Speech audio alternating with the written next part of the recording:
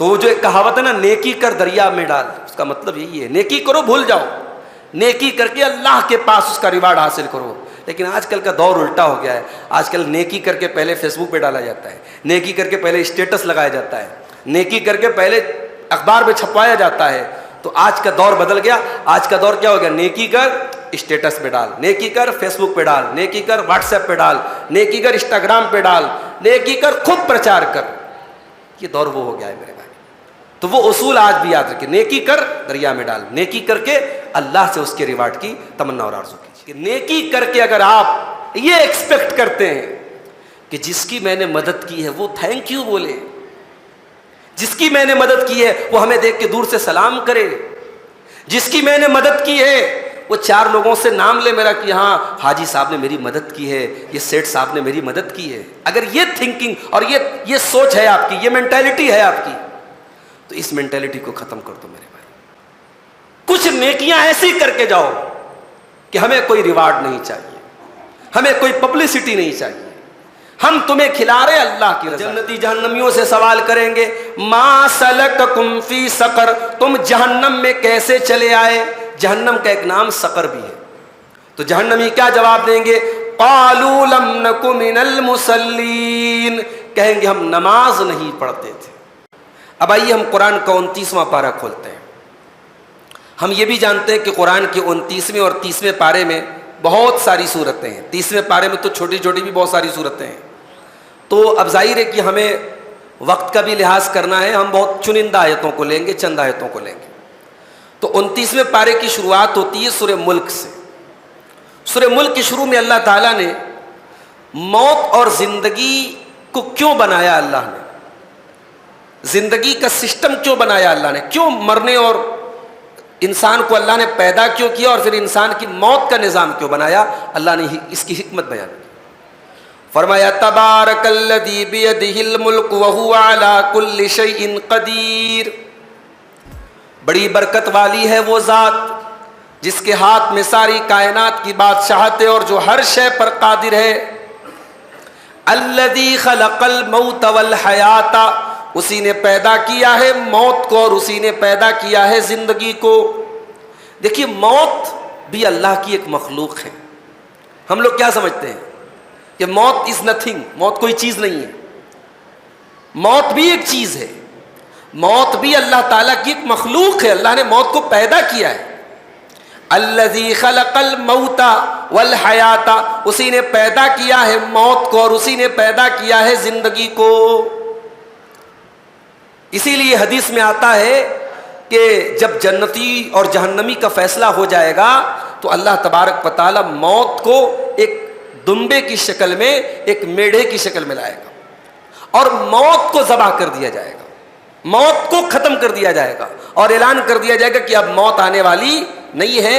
اے جنتیوں اب تمہیں فار ایور یہاں رہنا ہے جنت میں، اور اے جہنمیوں تمہیں فار ایور رہنا ہے، اب موت نام کی کوئی چیز آنے والی نہیں ہے۔ تو یہاں اللہ کہہ رہا ہے کہ ہم نے پیدا کیا موت کو اور زندگی کو۔ کیوں پیدا کیا؟ لِيَبْلُوَكُمْ أَيُّكُمْ أَحْسَنُ عَمَلًا، تاکہ ہم تمہارا امتحان لیں، تمہاری پریکشا لیں، تمہیں جانچیں، تمہیں پرکھیں کہ تم میں کون بہتر عمل کرتا ہے۔ غور کیجیے، اللہ نے بہتر عمل کرنے کے لیے پیدا کیا ہے، زیادہ عمل کرنے کے لیے پیدا نہیں کیا ہے۔ اللہ تعالیٰ کیا کوانٹٹی نہیں، اللہ تعالیٰ کیا کوالٹی کی اہمیت ہے۔ اور عمل کے اندر کوالٹی دو چیزوں سے آتی ہے۔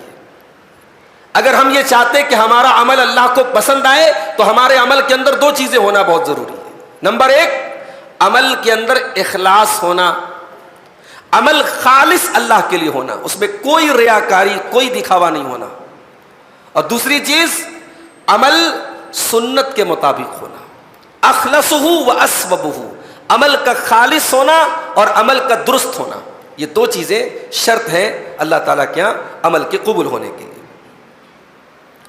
اس کے بعد جہنمیوں کا ذکر کیا اللہ نے۔ جہنمی جب جہنم میں جائیں گے تو ایک بات کہیں گے، وہ کیا کہیں گے؟ وَقَالُوا لَوْ كُنَّا نَسْمَعُ أَوْ نَعْقِلُ مَا كُنَّا فِي أَصْحَابِ السَّعِيرِ، جہنمی کہیں گے اگر ہم دنیا میں اللہ کی باتوں کو سنتے اور سمجھتے تو آج ہم جہنم میں نہ آتے. سوال یہ پیدا ہوتا ہے کہ کیا اللہ کی باتوں کو نہیں سنتے جہنم میں؟ سنتے تو ہیں. آج کل ہمارے غیر مسلم بھائی جا رہے ہیں نا وہاں پہ سری سیلم ان کا جو مندر ہے اس کے درشن کے لیے جا رہے ہیں. تو ایک بھائی نے ایک بڑا اچھا سوال کیا. اس نے کہا کہ ہمارے گاؤں کے پاس سے یہ لوگ گزر رہے ہیں, تو کیا یہ لوگ قیامت کے دن ہمارے خلاف حجت کر سکتے ہیں کہ اللہ تعالیٰ ہمیں تو توحید کا درس ہی نہیں دیا, کسی نے ہمیں تو کسی نے بتایا ہی نہیں توحید, ہم تو گزر رہے تھے ان کے مسلمانوں کے گاؤں سے جا رہے تھے, مسلمانوں کے قریوں سے گزر رہے تھے, انہوں نے کبھی ہم کو نہیں بتایا کہ شرک ہے, یہ حرام ہے یہ. تو دیکھیے ایسا نہیں ہے کہ توحید کی دعوت کوئی چھپی دعوت ہے. توحید کی دعوت عام ہے, اسلام کی دعوت آج عام ہے. اور آج کوئی اگر یہ کہتا ہے کہ صاحب اسلام کی دعوت ہمیں نہیں بتائی گئی, ہمیں نہیں معلوم, تو وہ غلط بول رہا ہے. ہاں فردن ایک ایک آدمی کو پکڑ کے تو دعوت نہیں دی جا رہی ہے, لیکن اس کا مطلب یہ نہیں کہ ہم اور آپ اطمینان سے بیٹھ جائیں کہ صاحب چلو اسلام کی دعوت تو سب کو پتہ لگی چکی ہے. ہم سے جہاں تک پاسبل ہو, ممکن ہو, ہمارے ٹچ میں جو بھی غیر مسلم بھائی ہوں, ہمیں ان کو اسلام کی دعوت دینی چاہیے. اب یہ جو غیر مسلم ہمارے جا رہے ہیں, ہم یہ نہیں کہہ سکتے کہ یہ ہمارے خلاف حجت قائم کریں گے, انشاءاللہ ایسا نہیں ہوگا.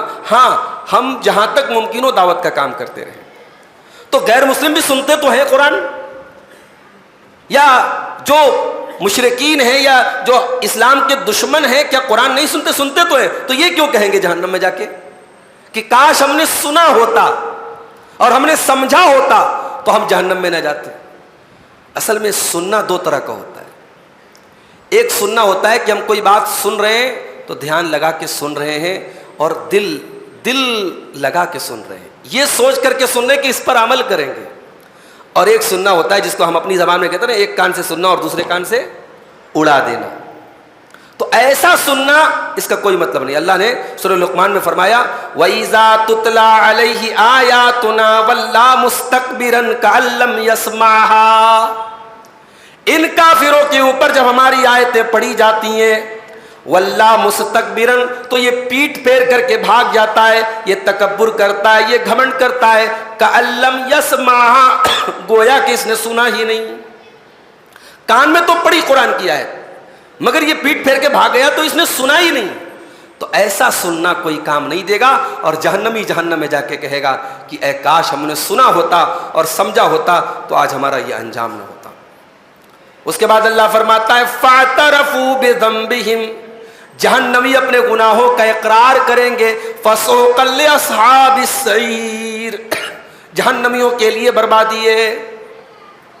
اعتراف کریں گے, اپنے گناہوں کو ایکسپٹ کریں گے, لیکن جہنم میں جا کر کے ایکسپٹ کریں گے. اس کا مطلب کہ اگر دنیا میں انسان اپنے گناہوں کا اقرار کر لے تو اللہ تعالیٰ کیا معافی ہے, وہاں جا کے آپ ایکسپٹ کرتے رہیں, اقرار کرتے رہیں, اپنے جرم کو مانتے رہیں. وہاں ماننے سے کوئی مطلب نہیں, دنیا میں انسان جب مان لے اور توبہ کر لے تو یہ اس کے کام آئے گا. اس کے بعد اللہ نے زمین کی ایک حکمت بتائی کہ ہم نے زمین کو کیوں بنایا. فرمایا هو الذی جعل لکم الارض ذلولا, اسی نے زمین کو تمہارے لیے نرم بنایا, چلنے کے قابل بنایا. اللہ چاہتا تو زمین کے اندر گریوٹی نہ ہوتی, زمین پہ ہم چل نہ پاتے. اگر زمین کے اندر گریوٹی نہ ہوتی, ہم ایک ایک قدم, آپ دیکھ لیجئے کسی کو اللہ نہ کرے کوئی ایک نس کی پرابلم ہو جاتی ہے تو اس کو ایک قدم چلنا مشکل ہو جاتا ہے. اللہ نے زمین کو اس قابل بنایا کہ ہم چلیں, اور ہمیں اس قابل بنایا کہ ہم زمین پہ چلیں. یہ اللہ کا کتنا بڑا کرم ہے. وَالَّذِي جَعَلَ لَكُمُ الْأَرْضَ ذَلُولًا, اسی نے زمین کو تمہارے لیے چلنے کے قابل بنایا. فَامْشُوا فِي مَنَاكِبِهَا, تو تم زمین کے کونے کونے میں چلا کرو. فَامْشُوا فِي مَنَاكِبِهَا وَكُلُوا مِن رِزْقِهِ, اور اللہ کے دیے ہوئے رزق کو کھایا کرو. اب اس آیت کو سامنے رکھیے اور قرآن کے 12ویں پارے کی پہلی آیت کو یاد کیجیے. وَمَا مِن دَابَّةٍ فِي الْأَرْضِ إِلَّا عَلَى اللَّهِ رِزْقُهَا, زمین کے اندر جتنے چوپائے ہیں, جتنے انسان ہیں, جتنے جانور ہیں, سب کی روزی روٹی ہمارے ذمے ہے. وہاں کہہ رہا ہے اللہ کی روزی روٹی ہمارے ذمے ہے, اور یہاں کیا کہہ رہا ہے کہ زمین کے کونے کونے کا سفر کرو, بزنس کرو, تجارت کرو, کاروبار کرو, اور پھر اللہ کا رزق کھاؤ. اس کا مطلب یہ ہوا کہ توکل اللہ کا نام لے کے ہاتھ پیر توڑ کر کے بیٹھ جانے کا نام نہیں ہے. توکل اسباب کو اختیار کرنا اور اللہ کی ذات پر بھروسہ کرنا, ان دونوں چیزوں کا نام توکل ہے. سمجھ میں آ رہی بات؟ بھئی آپ بیمار ہیں, اب اللہ تعالیٰ شافی ہے, شفا دینے والا ہے, ہمارا عقیدہ ہے کہ اللہ شفا دینے والا ہے, مگر نبی نے یہ بھی فرمایا ہے کہ ہر بیماری کی اللہ نے دوا بنائی ہے. آپ صاحب اطمینان سے بیٹھ جائیں. بعض لوگ بڑے بیوقوف قسم کے ہوتے ہیں, کہتے ہیں ارے ہمارے مقدر میں شفا لکھی ہوگی تو اللہ شفا دے گا, ہم دوا نہیں کھائیں گے. وہ ایک صاحب ہیں, کیا نام ہے ان کا, غیر مسلموں کے وہ بہت بڑے پروچک ہیں, ان کے درمیان وہ اسپیچ دیتے ہیں, شاید سدگرو بولتے ہیں ان کو, سدگرو. تو سدگرو صاحب جو ہے یہ اپنی تقریروں میں کہتے تھے کہ صاحب یہ میڈیکل سائنس بیکار چیز ہے اور ایلوپیتھک دوائیں جو ہیں یہ انسان کے بدن کو کھوکھلا کرتی ہیں, یوگا کرو اور آیوروید اپناؤ اور یہ کرو اور وہ کرو. اور سدگرو صاحب جب بیمار پڑے, اسی میڈیکل سائنس کا علاج ہوا, ہاسپٹل میں ایڈمٹ ہوئے, آکسیجن لگایا گیا ان کو, انجیکشن دیے گئے, ٹیبلٹ دیے گئے, کیپسول دیے گئے, وہاں ان کی ساری اسپیچ دھری کی دھری رہ گئی. تو اگر کوئی مسلمان بھی اس طریقے کی بات بولتا ہے کہ صاحب ہمیں دوا کی ضرورت نہیں ہے, ہمیں ڈاکٹروں کے پاس جانے کی ضرورت نہیں ہے, ہم اللہ سے دعا کریں انشاءاللہ ہم تندرست رہیں گے, یہ بیوقوفی کی بات ہے میرے بھائی. شریعت نے آپ کو علاج کرنے کا حکم دیا ہے. تو اسباب کو اختیار کرنا اور اللہ کی ذات پر بھروسہ کرنا, ان دونوں کے مجموعے کا, ان دونوں کے مکسچر کا نام توکل ہے. یہاں اللہ کیا کہہ رہا ہے کہ زمین میں, اور اسی لیے علماء کہتے ہیں کہ سب سے بہترین کمائی تجارت ہے. علماء میں اس بات میں اختلاف ہے کہ سب سے بہترین کمائی کیا ہے, کھیتی کرنا ہے یا بزنس کرنا ہے, تجارت کرنا ہے. تو بعض علماء کہتے ہیں کہ کھیتی کرنا سب سے افضل ہے. کیوں؟ کیونکہ کھیتی میں انسان کا دار و مدار اللہ کے اوپر ہوتا ہے. وہ اللہ سے دعائیں کرتا ہے کہ اللہ جب بارش نازل کرے گا تب کھیتی ہوگی, تب پیداوار ہوگی. ایک ذرا سی بارش نہ ہو پوری کھیتی, کیوں ہر سال ہمارے ملک میں کسان سوسائڈ کرتے ہیں, وہ کتنی محنت سے تمام فصل تیار کرتے ہیں, اور ایک ذرا سی جو ہے بارش زیادہ ہو جائے تو مسئلہ ہے, بارش نہ ہو تو مسئلہ ہے. ابھی یو پی میں بہت بڑے علاقے میں جو ہے خطرناک قسم کی آگ لگ گئی اور کروڑوں کی فصل جو ہے برباد ہو گئی. ابھی یو پی کی نیوز ہے, کل پرسوں کی نیوز ہے. تو کھیتی کرنے والے کا بہت بڑا مسئلہ جو ہے اللہ کی ذات پر اس کا ہمیشہ بھروسہ رہتا ہے. اس لیے علماء, بہت سارے علماء کہتے ہیں سب سے بہترین کام کون سا ہے, کھیتی کرنا ہے, کاشتکاری کرنا ہے. لیکن زیادہ تر علماء کا کہنا ہے کہ تجارت سب سے بہترین آپشن ہے, اور قرآن کریم کی آیتوں سے بھی یہی بات زیادہ مضبوط نظر آتی ہے کہ انسان کو جہاں تک ممکن ہو حلال اور جائز تجارت کرنی چاہیے. اس کے بعد سورہ قلم شروع ہوتی ہے. سورہ قلم میں اللہ نے قلم کی قسم کھائی, نون والقلم وما یسطرون, قسم ہے قلم کی اور جو قلم سے لکھا جاتا ہے ان تمام چیزوں کی قسم ہے. قلم کی قسم کیوں کھائی اللہ نے؟ کیونکہ قلم کی طاقت کا لوہا ہر زمانے میں مانا گیا ہے, اور قرآن کریم لکھا گیا اسی قلم سے, آسمانی کتابیں لکھی گئی اسی قلم سے, دنیا کے تمام علوم, تمام نالجبل چیزیں اور تمام دنیا کی جانکاریاں اسی قلم کے ذریعے لکھی گئی میرے بھائی. اور آج ہم جسے میڈیا کہتے ہیں, میڈیا بھی تو قلم کا ہی ایک قلم کی ایک نئی شکل ہے, ایک ماڈرن شکل ہے. کل اخباروں کے ذریعے میڈیا کا کام ہوتا تھا, آج وہ الیکٹرانک میڈیا بن گئی. تو آج کا دور جو میڈیا کا دور ہے, ہم کہہ سکتے ہیں قلم کا دور ہے. اور اسی لیے اللہ کے نبی نے قیامت کی نشانیوں میں سے ایک نشانی کیا بیان کی, ظہور القلم, قلم کی طاقت کا بڑا لوہا مانا جائے گا, قلم بہت پھیل جائے گا. تو اللہ نے قلم کی قسم کھائی. اس کے بعد فرمایا ما انت بنعمت ربک بمجنون, اے نبی آپ اپنے رب کے کرم سے مجنون نہیں ہیں. اللہ اکبر. آج ہمیں کوئی مجنون کہتے ہیں, آج اچھے خاصے انسان کو کوئی پاگل کہہ دے لڑ جائے گا, جھگڑا کرے گا, آپے سے باہر ہو جائے گا, کہہ رہے میں بالکل صحیح سالم ہوں, تم مجھے پاگل کہہ رہے ہو, مجنون کہہ رہے ہو. اللہ اکبر. ہمارے نبی نے کیا کیا سہا ہے میرے بھائی. نبی کو لوگ مجنون کہتے تھے, پاگل کہتے تھے, نبی نے یہ تکلیف برداشت کی ہے, لیکن اسلام کی دعوت کا کام نہیں چھوڑا ہے. اور جب نبی کو لوگوں نے مجنون کہا, اللہ نے کس طریقے سے اپنے نبی کا ڈیفینس کیا ہے. ما انت بنعمت ربک بمجنون, اے میرے نبی آپ اپنے رب کے کرم سے مجنون نہیں ہیں, پاگل نہیں ہیں. کیوں؟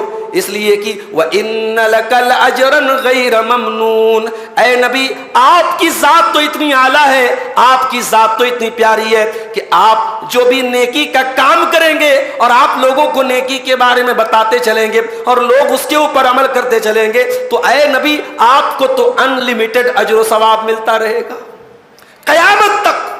جتنے مسلمان نماز پڑھیں گے، جتنے مسلمان روزہ رکھیں گے، جتنے مسلمان زکوٰۃ دیں گے، جتنے مسلمان جو بھی نیکی کا کام کریں گے، سب کا ثواب جناب محمد رسول اللہ صلی اللہ علیہ وسلم کو ملتا رہے گا، انلمیٹڈ اجر۔ اللہ نے کہا وَإِنَّ لَكَ لَأَجْرًا غَيْرَ مَمْنُونَ، اے نبی آپ کو تو انلمیٹڈ اجر ملتا رہے گا۔ آپ کیسے آپ جیسا انسان مجنون نہیں ہو سکتا، پاگل نہیں ہو سکتا۔ اس کے بعد فرمایا وَإِنَّكَ لَعَلَىٰ خُلُقٍ عَظِيمٍ، اے نبی آپ کے اخلاق تو بہت اعلیٰ ہیں، آپ کے ایٹیکیٹس تو بہت اعلیٰ ہیں، آپ کی مورل ویلیوز تو بہت اچھی ہیں، آپ کا لوگوں کے ساتھ بیہیویئر بہت اچھا ہے، آپ تو عظیم اخلاق کے مالک ہیں۔ نبی کا اخلاق دیکھو میرے بھائی، ظالم سے لیا ظلم کا بدلہ نہ کسی وقت، مارا بھی تو اخلاق کی تلوار سے مارا، گالی کا جواب کبھی گالی سے نہیں دیا، کبھی اونچی آواز میں بازاروں میں کھڑے ہو کے بات نہیں کی، کبھی کسی عورت کو میلی نظر سے نہیں دیکھا، کبھی کسی بچے کو نہیں مارا، کسی نوکر کو نہیں مارا، کسی بیوی کو نہیں مارا۔ اس نبی کا اخلاق میرے بھائیوں، اما عائشہ سے کسی نے پوچھا نبی کا اخلاق کیسا تھا، نبی کا کیریکٹر کیسا تھا، نبی کی سیرت کیسی تھی؟ اما عائشہ نے فرمایا کیا تم قرآن نہیں پڑھتے؟ نبی کا اخلاق سیم ٹو سیم جیسا قرآن ہے، جس اخلاق کی قرآن دعوت دیتا ہے، جس اخلاق کو قرآن میں منشن کیا گیا ہے، نبی اسی کی کاپی تھے۔ جو قرآن جس اخلاق کی دعوت دیتا ہے نبی اسی کے اوپر چلا کرتے تھے۔ اس کے بعد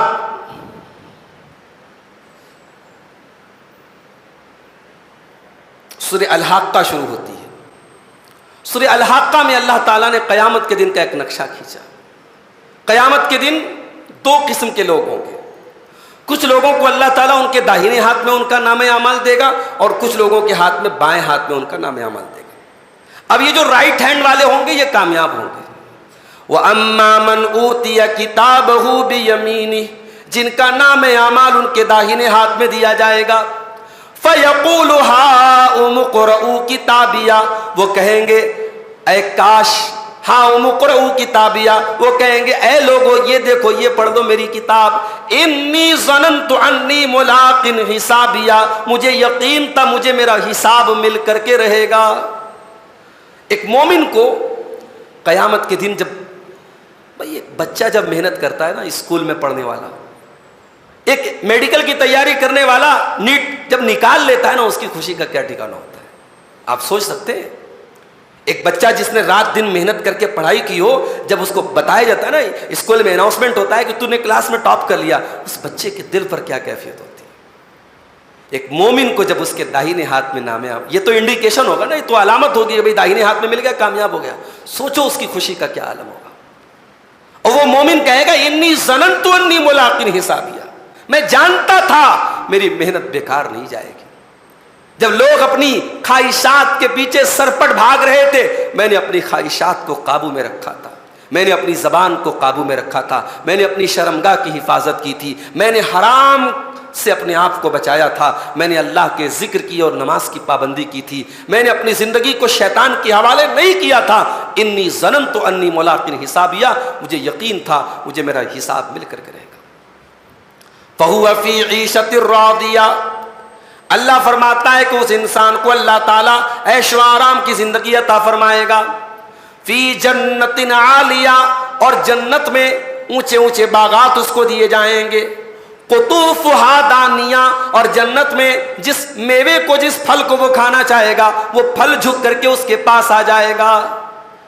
دنیا میں ہمیں پھل چاہیے تو ہمیں خریدنا پڑتا ہے، یا اگر ہمارے پاس کوئی باغیچہ ہے تو ہمیں توڑنا پڑتا ہے۔ جنت میں توڑنا نہیں ہے، جنت میں تو بس خواہش کرنا ہے، ہمیں بس وش کرنا ہے، ہمیں آرزو کرنا ہے کہ ہمیں یہ مل جائے اور سامنے آ جائے گا۔ پھل جھک جائیں گے، قطوفہا دانیہ، جنت کے پھل جھک جائیں گے اس کے لیے۔ اللہ فرمائے گا کلوا واشربوا ہنیئا بما اسلفتم فی الایام الخالیہ، اے میرے بندے تو کھا اور تو پی کہ تو نے دنیا میں بہت عمل کیا تھا، مجھے راضی کرنے کے لیے تو نے بہت نیک عمل کیا تھا۔ اس کے بعد اب بائیں ہاتھ میں جس کا نام اعمال ملے گا اس کا کیا حال ہوگا؟ وَأَمَّا مَنْ أُوتِيَ كِتَابَهُ بِشِمَالِهِ، اور جس کا نام اعمال اس کے بائیں ہاتھ میں دے دیا جائے گا، فیقول، وہ کیا کہے گا؟ یا لیتنی لم اوت کتابیا، اے کاش میری کتاب مجھے نہ دی گئی ہوتی، ولم ادری ما حسابیا، اور اے کاش مجھے اپنا حساب و کتاب پتہ نہ چلتا، یا لیتہا کانت القاضیہ، اے کاش دنیا میں جو موت آئی تھی اسی موت پر میرا کام تمام ہو گیا ہوتا، ما اغنا عنی مالیا، میرا مال میرے کسی کام نہیں آیا، ہلک عنی سلطانیہ، میرا پاور ختم ہو گیا، میری بادشاہت ختم ہو گئی۔ یہ ہوگا بائیں ہاتھ والوں کا حال۔ دعا کیجیے اللہ تعالی ہمیں داہنے ہاتھ والوں کی کیٹیگری میں شامل فرما دے۔ اس کے بعد سورہ معارج شروع ہوتی ہے۔ اللہ نے فرمایا قیامت کے دن کا نقشہ کھینچتے ہوئے، یوم تکون السماء کالمہل، جس دن آسمان تلچھٹ کی طرح ہو جائے گا، وَتَكُونُ الْجِبَالُ كَالْعِهْنِ، اور بڑے بڑے پہاڑ روئی کی طرح اور اون کی طرح ہو جائیں گے، وَلَا يَسْأَلُ حَمِيمٌ حَمِيمًا، اور کوئی جگری دوست بھی اپنے دوست کو پوچھے گا نہیں۔ قیامت کے دن جگری دوست بھی اپنے دوست کو نہیں پوچھے گا۔ يُبَصَّرُونَهُمْ، اور ایسا نہیں ہے کہ ایک دوسرے کو دکھیں گے نہیں، ایک دوسرے کو نظر آئیں گے۔ دنیا میں ساتھ میں چائے پینے والا، ساتھ میں اٹھنے بیٹھنے والا ایک دوسرے کو دیکھے گا، مگر قیامت کے دن کی نفسی نفسی کا یہ عالم ہوگا، کوئی کسی کا پرسان حال نہیں ہوگا۔ فرمایا یود المجرم لو یفتدی من عذاب یومئذ ببنیہ، جو مجرم ہوں گے، جو خطا کار ہوں گے، جو اللہ کے نافرمان ہوں گے، وہ یہ تمنا کریں گے کہ اے کاش، اے اللہ تو میری اولاد کو لے لے، مجھ کو چھوڑ دے، وصاحبتہ واخی، اے اللہ تو میری بیوی کو پکڑ لے، مجھ کو چھوڑ دے، میرے بھائی کو پکڑ لے، مجھ کو چھوڑ دے، وفصیلتہ التی تؤوی، اے اللہ میرے پورے خاندان کو تو پکڑ لے لیکن مجھ کو چھوڑ دے، ومن فی الارض جمیعا ثم ینجی، اے اللہ زمین میں جتنے لوگ ہیں تو سب کو لے لے، مجھ کو چھوڑ دے۔ اللہ فرمائے گا کلا، ایسا ہرگز ہرگز ہونے والا نہیں ہے۔ قیامت کے دن باپ کے بدلے بیٹا نہیں پکڑا جائے گا، بھائی کے بدلے بھائی نہیں پکڑا جائے گا، جو مجرم ہے وہی پکڑا جائے گا۔ کلا، ایسا ہرگز ہرگز ہونے والا نہیں ہے۔ انہا لظا، قیامت کے دن جہنم کی آگ بھڑکے گی، نزاعۃ للشوا، اور یہ انسان کی کھوپڑی کو کھینچ لے گی، انسان کی کھوپڑی کی کھال کو کھینچ لے گی۔ جہنم کی آگ اتنی تیز ہوگی انسان کی اسکن کو جلا کے بھسم کر دے گی، اور سب سے پہلے وہ انسان کی کھوپڑی پر حملہ کرے گی، نعوذ باللہ من ذالک۔ اس کے بعد سورہ نوح شروع ہوتی ہے۔ حضرت نوح علیہ السلام اپنی قوم کو تبلیغ کر رہے ہیں، دعوت دے رہے ہیں، پیار سے، محبت سے، ڈرا کے، دھمکا کے، ہر طریقے سے تبلیغ کر رہے ہیں۔ اپنی قوم سے کہتے ہیں فَقُلْتُ اسْتَغْفِرُوا رَبَّكُمْ إِنَّهُ كَانَ غَفَّارًا، اے میری قوم کے لوگوں اپنے رب سے تم مغفرت طلب کرو، اپنے رب سے استغفار کرو، إِنَّهُ كَانَ غَفَّارًا، وہ بہت معاف کرنے والا، بہت بخشنے والا ہے۔ يُرْسِلِ السَّمَاءَ عَلَيْكُمْ مِدْرَارًا، وہ آسمان سے موسلا دھار بارش تم پر نازل کرے گا۔ کثرت سے استغفار کرو میرے بھائی، اس وقت بارش کی ضرورت ہے ہمارے شہر کرنول، دعا کرو اللہ تعالیٰ رحمتوں کی بارش ہم پر نازل فرما دے۔ بڑی گرمی ہے، بڑے پریشان ہیں لوگ، اللہ رحمتوں کی بارش نازل فرما دے۔ استغفار کرنے سے بارش ہوتی۔ یرسل السماء علیکم مدرارا، تم پر موسلا دھار بارش برسے گی۔ وَيُمْدِدُكُمْ بِأَمْوَالٍ وَبَنِينَ، اور اللہ مال بھی تم کو عطا فرمائے گا اور اولاد بھی تم کو عطا فرمائے گا۔ وَيَجْعَلْ لَكُمْ جَنَّاتٍ، اور اللہ تم کو باغات بھی عطا فرمائے گا۔ وَيَجْعَلْ لَكُمْ أَنْهَارًا، اور نہریں بھی عطا فرمائے گا۔ امام حسن بصری کے پاس ایک مرتبہ کچھ لوگ آئے اور کہا کہ امام صاحب بہت پریشان ہیں ہم لوگ، بارش نہیں ہو رہی ہے، سوکھا پڑا ہوا ہے۔ انہوں نے کہا کہ جاؤ استغفار کرو۔ پھر کوئی اور آیا، اس نے کہا امام صاحب شادی کے کئی برس ہو گئے، بچہ نہیں ہو رہا ہے، کہا جاؤ استغفار کرو۔ پھر کوئی اور آیا، بولا میرے باغ میں پھل نہیں پیدا ہو رہا ہے، پیداوار اچھی نہیں ہو رہی، بولے جاؤ استغفار کرو۔ کوئی اور آیا، بولا نہر کا پانی سوکھ گیا ہے، دعا کیجیے نہر میں پانی بہنے لگے، کہا جاؤ استغفار کرو۔ تو ان کے شاگردوں نے پوچھا، ان کے اسٹوڈنٹس نے پوچھا کہ شیخ صاحب بات سمجھ میں نہیں آ رہی ہے کہ ساری بیماریوں کا ایک ہی علاج آپ بتا رہے ہیں، استغفار کرو. تو حضرت امام حسن بصری نے کہا کہ یہ علاج میں نہیں بتا رہا ہوں، یہ علاج اللہ کا بتایا ہوا ہے، اور یہی سورہ نوح کی آیتیں پڑھ کے سناتے ہیں کہ استغفار کرنے سے بارش بھی ہوتی ہے، اولاد بھی ملتی ہے، مال بھی ملتا ہے، پانی بھی برستا ہے، نہریں بھی جاری ہوتی ہیں، اور باغ میں پھل بھی پیدا ہوتا ہے. سب ملے گا اگر ہم کثرت سے استغفار کریں. اس کے بعد سورہ مزمل میں اللہ فرماتا ہے یا ایھا المزمل، اے کمبل میں چادر میں لپٹے ہوئے میرے نبی. یا ایھا المزمل، اچھا یہ بھی اللہ کا ایک بڑا پیارا انداز ہے، کبھی غور کیجئے گا. قرآن میں اللہ نے یا موسیٰ کہا ہے، یا عیسیٰ کہا ہے، یا نوح کہا ہے، یا ابراہیم کہا ہے، لیکن پورے قرآن میں اللہ نے کہیں یا محمد نہیں کہا ہے.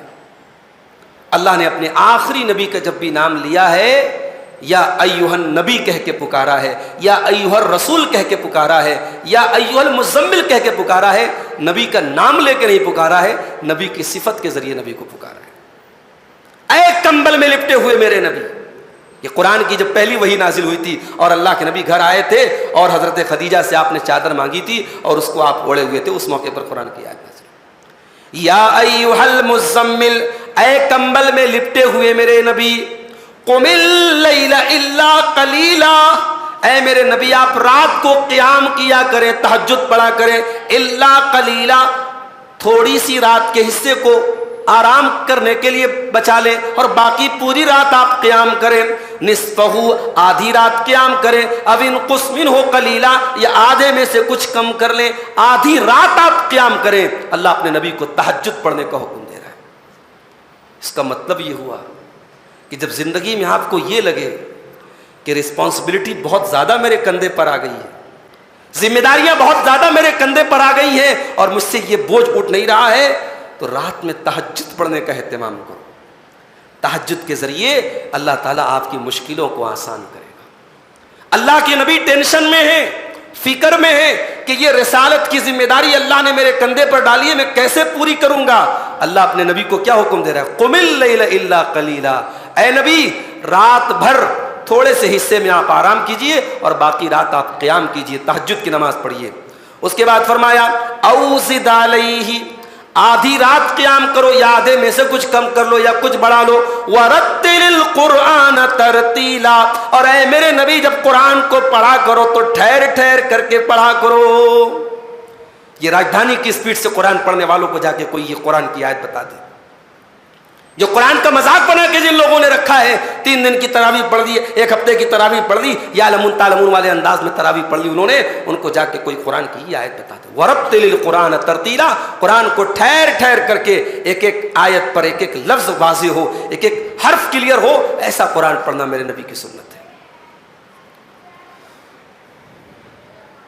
اس کے بعد جہنم کا ایک نقشہ کھینچا گیا. جب جہنمی جہنم میں جائیں گے اور جنتی جنت میں جائیں گے تو اللہ کہتا ہے کہ الا اصحاب الیمین، داہنے ہاتھ والے، فی جنات یتساءلون، وہ تو جنت میں جائیں گے اور ایک دوسرے سے سوال کریں گے عن المجرمین، مجرموں کے بارے میں. جنتی جنت میں چلے گئے، جہنمی جہنم میں چلے گئے، لیکن جنتیوں کو یہ دکھایا جائے گا کہ دیکھو یہ تمہارے دوست تھے، تمہارے رشتہ دار تھے، یہ سب جہنم میں ہیں. تو جنتی جہنمی، ان کو جنت میں دیکھ کر کے جہنمیوں کا خون جلے گا، ان کو اور تکلیف ہوگی. جب آپ پریشانی میں اور دوسرا کوئی مزے میں ہو نا تو آپ کی تکلیف اور بڑھ جاتی ہے، اور جب آپ مزے میں ہو اور دوسرا تکلیف میں ہو تو آپ کو اپنی جو راحت ہے نا اس کا احساس زیادہ ہوتا ہے کہ یار میں بچ گیا، مجھے اللہ نے بچا لیا. تو اللہ ایسا سین بنائے گا کہ جنتی جنت میں، جہنمی جہنم میں، لیکن جنتیوں کو جہنمی نظر آئیں گے. تو جنتی جہنمیوں سے سوال کریں گے ما سلککم فی سقر، تم جہنم میں کیسے چلے آئے. جہنم کا ایک نام سقر بھی ہے. تو جہنمی کیا جواب دیں گے؟ قالوا لم نک من المصلین، کہیں گے ہم نماز نہیں پڑھتے تھے. یہ رمضان والی نماز پڑھ کے بھی انسان یہی بولے گا نا کہ ہم نماز نہیں پڑھتے. اگر 1 مہینے کا نمازی ہے اور 11 مہینے کا بے نمازی تو وہ بھی یہی جواب دے گا لم نک من المصلین، ہم نماز نہیں پڑھتے تھے. وَلَمْ نَكُ نُطْعِمُ الْمِسْكِينَ، اور ہم غریبوں کو کھانا نہیں کھلاتے تھے. وَكُنَّا نَخُوضُ مَعَ الْخَائِضِينَ, اور ہم غافل رہنے والوں کے ساتھ اور ٹھٹھا کرنے والوں کے ساتھ اور ہنسی مذاق کرنے والوں کے ساتھ اور دین کا مذاق اڑانے والوں کے ساتھ اور نماز کے ٹائم موج مستی اور کھیل کود کی چیزوں میں اور فضول چیزوں میں لگے رہنے والوں کے ساتھ ہم بھی لگے رہتے تھے. اس سے بڑھ کے بدنصیبی کی بات نہیں ہے کہ رمضان کی مبارک راتوں میں ہمارا نوجوان IPL کے میچ میں لگا رہے, ہمارا نوجوان بیٹھ کر کے PUBG گیم میں لگا رہے. اس سے بڑھ کے بدنصیبی کی اور افسوس کی کوئی بات نہیں ہو سکتی میرے بھائی. وَكُنَّا نَخُوضُ مَعَ الْخَائِضِينَ, جہنمی کہیں گے ہم غافل لوگوں کے ساتھ غفلت میں پڑے رہتے تھے. اس کے بعد جب قرآن اترتا تھا اللہ کے نبی کے اوپر تو اللہ کے نبی فوراً اس کو ریپیٹ کرتے تھے. تو کبھی کبھی ریپیٹ کرنے میں اللہ کے نبی جلدی جلدی قرآن پڑھنے لگتے تھے. تو اللہ نے اپنے نبی کو سکھایا, لا تحرک به لسانک لتعجل به, اے نبی اپنی زبان کو جلدی جلدی حرکت نہ دو جلدی جلدی قرآن پڑھنے کے لیے. ان علینا جمعہ وقرآنا, آپ گھبرائیے مت, یہ قرآن ہم نے جو آپ پر اتارا ہے اس قرآن کو اکٹھا کرنا اور اس قرآن کو آپ کو پڑھانا یہ ہماری ذمہ داری ہے. اے نبی اگر آپ کو یہ لگتا ہے کہ آپ بھول جائیں گے, آپ سے مس ہو جائے گی کوئی آیت, نہیں, آپ سیٹسفائیڈ رہیے, آپ مطمئن رہیے, ہم اس قرآن کو پورا آپ کو پڑھائیں گے, اس قرآن کو جمع کروائیں گے اور اس قرآن کو پڑھائیں گے. اس سے یہ بھی سمجھ میں آتا ہے کہ آج ہمارے پاس جو قرآن ہے الحمدللہ رب العالمین سے لے کر کے من الجنۃ والناس تک, یہ پورا کا پورا قرآن اللہ کا جمع کیا ہوا ہے. یہ انسان کا بنایا ہوا قرآن نہیں ہے, انسان کا اکٹھا کیا ہوا قرآن نہیں, اللہ نے اس کو جمع کیا ہے. اللہ کہہ رہا اپنے نبی سے کہ اے نبی اس قرآن کو جمع کرنا ہماری ذمہ داری ہے اور اس قرآن کو پڑھانا آپ کو ہماری ذمہ داری ہے. فَإِذَا قَرَأْنَاهُ, تو جب ہم اس قرآن کو آپ کو پڑھائیں, فَاتَّبِعْ قُرْآنَ, تو آپ پیچھے پیچھے پڑھیے. جبریل علیہ السلام آپ کو پڑھائیں, آپ پیچھے پیچھے پڑھیے, آپ جلدی جلدی دہرانے کی کوشش مت کیجیے, ہم آپ کو یہ قرآن پڑھائیں گے. اس کے بعد ثُمَّ إِنَّ عَلَيْنَا بَيَانَهُ, اس قرآن کو پڑھانے کی ذمہ داری ہماری, اس قرآن کو جمع کرنے کی ذمہ داری ہماری, اور پھر اس قرآن کو بیان کرنے کی ذمہ داری ہماری, اس قرآن کو ایکسپلین کرنے کی ذمہ داری ہماری. اس کا مطلب یہ ہوا کہ قرآن ایک الگ چیز ہے اور بیان القرآن ایک الگ چیز ہے. قرآن ایک الگ چیز ہے اور قرآن کی ایکسپلینیشن ایک الگ چیز ہے. دیٹ از کالڈ حدیث, اسی کا نام حدیث ہے. اس لیے اگر کوئی کہتا ہے صاحب ہم صرف قرآن پر عمل کر لیں گے, قرآن الگ ہے اور قرآن کا بیان الگ ہے. اللہ نے کہا کہ اس قرآن کا بیان بھی ہم آپ کو سکھائیں گے, اور نبی نے قرآن کا بیان کھول کر کے امت کو بتا دیا. قرآن کی ہر آیت کا مطلب نبی نے امت کو بتا دیا ہے. اس لیے میرے بھائیوں, ہمیں قرآن کے ساتھ ساتھ قرآن کی اس ایکسپلینیشن کو بھی ماننا ہے جو پیارے نبی صلی اللہ علیہ وسلم کو دے کر کے گئے ہیں. اس کے بعد اللہ تبارک و تعالیٰ کے دیدار کا ذکر کیا گیا. قیامت کے دن اللہ کا دیدار ہوگا. کون کرے گا دیدار؟ فرمایا کلا بل تحبون العاجلہ, اے میرے بندو تم تو دنیا کی زندگی سے بہت محبت کرتے ہو. وتذرون الآخرہ, اور آخرت کو چھوڑ دیتے ہو. وجوہ یومئذ ناظرہ, قیامت کے دن کچھ چہرے ایسے ہوں گے جو بالکل فریش ہوں گے, تازے ہوں گے. دنیا میں جن چہروں نے اپنے رب کے لیے اپنی پیشانیوں کو, اپنے آرام کو قربان کیا ہے, یہ چہرے کل قیامت کے دن فریش ہوں گے میرے بھائی. جن چہروں سے پسینے نکلے ہیں, جن ماتوں پر سجدے کے نشان آئے ہیں, اور جن کے جسموں نے اللہ کے دین کے لیے محنتیں کی ہیں, وہ چہرے کل قیامت کے دن فریش ہوں گے. اور جنہوں نے دنیا میں اپنے چہرے کو بڑا فریش رکھا, بڑا سجا کے رکھا, بڑا سنوار کے رکھا, بڑے کریم لگائے, بڑے فیس واش لگائے, بڑے اس نے اپنے چہرے کو مینٹین کر کے رکھا, لیکن اس نے اللہ کے دین کے لیے کوئی کام نہیں کیا, تو یاد رکھو وہ دنیا میں تو وہ چہرے فریش ہیں اور قیامت کے دن وہ چہرے بڑے بدصورت ہو جائیں گے. فرمایا وجوہ یومئذ ناظرہ, قیامت کے دن کچھ چہرے بڑے فریش ہوں گے. الی ربہا ناظرہ, اور وہ اپنے رب کا دیدار کریں گے. ووجوہ یومئذ باسرہ, اور کچھ چہرے بڑے بدصورت ہوں گے. تظن ان یفعل بہا فاقرہ, اور ان کو یہ ڈر ہوگا کہ ان کے ساتھ بہت برا معاملہ ہونے والا ہے. اس کے بعد سورہ دہر شروع ہوتی ہے جو ہم جمعہ کے دن پڑھتے ہیں فجر کی نماز میں. دوسری رکعت میں سورہ دہر پڑھتے ہیں، اللہ کے نبی کی سنت ہے. تو سورہ دہر میں اللہ تعالیٰ نے اپنے نیک بندوں کا ذکر کیا. اللہ کے نیک بندے غریبوں کو کھانا کھلاتے ہیں. وَيُطْعِمُونَ الطَّعَامَ عَلَىٰ حُبِّهِ مِسْكِينًا وَيَتِيمًا وَأَسِيرًا. میرے نیک بندے مسکینوں کو کھانا کھلاتے ہیں، یتیموں کو کھانا کھلاتے ہیں، قیدیوں کو کھانا کھلاتے ہیں. انما نطعمکم لوجہ اللہ. اور جب ان کو کھانا کھلاتے تو کیا بولتے ہیں؟ ہم تم کو اللہ کی رضا کے لیے کھلا رہے ہیں. لا نرید منکم جزاء ولا شکورا. ہمیں تم سے کوئی بدلہ نہیں چاہیے، ہمیں تم سے کوئی شکریہ نہیں چاہیے. اس کا مطلب یہ ہوا کہ نیکی کر کے اگر آپ یہ ایکسپیکٹ کرتے ہیں کہ جس کی میں نے مدد کی ہے وہ تھینک یو بولے، جس کی میں نے مدد کی ہے وہ ہمیں دیکھ کے دور سے سلام کرے، جس کی میں نے مدد کی ہے وہ چار لوگوں سے نام لے میرا کہ ہاں حاجی صاحب نے میری مدد کی ہے، یہ سیٹھ صاحب نے میری مدد کی ہے. اگر یہ تھنکنگ اور یہ سوچ ہے آپ کی، یہ مینٹیلٹی ہے آپ کی، تو اس مینٹیلٹی کو ختم کر دو میرے بھائی. کچھ نیکیاں ایسی کر کے جاؤ کہ ہمیں کوئی ریوارڈ نہیں چاہیے، ہمیں کوئی پبلسٹی نہیں چاہیے، ہم تمہیں کھلا رہے اللہ کی رضا کے لیے کھلا رہے. میں نے 18ویں پارے کی تفسیر میں بیان کیا تھا، جب حضرت عائشہ کے اوپر جھوٹا الزام لگا تو حضرت ابو بکر صدیق کے ایک رشتہ دار تھے، ان کا نام تھا مصطح بن اساسہ، اور وہ بہت غریب صحابی تھے اور مہاجرین میں سے تھے. ان کا کوئی بزنس نہیں تھا، کوئی آمدنی نہیں تھی. تو حضرت ابو بکر صدیق کیا کرتے تھے؟ ان کو ہر مہینے کا راشن دیتے تھے، ان کو ہر مہینے کا خرچہ دیتے تھے ان کو. اور جب حضرت عائشہ کے اوپر جھوٹا الزام لگا تو الزام لگانے والوں میں حضرت مصطح بھی شامل ہو گئے تھے. اب ظاہر ہے جس باپ کی بیٹی کے اوپر جھوٹا الزام لگے، باپ کبھی گوارا کرے گا کہ پھر اس انسان کو وہ جو ہے ایک پیسے کی مدد کرے اس کی؟